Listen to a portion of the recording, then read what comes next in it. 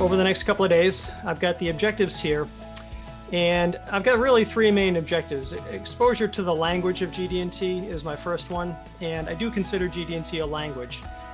It's a language which is specifically focused in its purpose. It's not a general use language. It is focused on the communicating requirements for parts to be manufactured.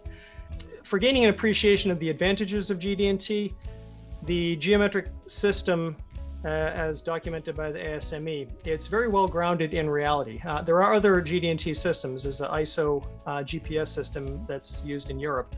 But the ASME standard, and with the standard number you see written there, the Y14.5, is very practical in its use. It relates very closely to physical reality, physical parts, and not mere mathematical abstractions. It can be complex, so we will gain an appreciation for that complexity.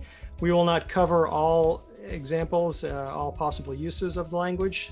That's far beyond the scope of the basic class.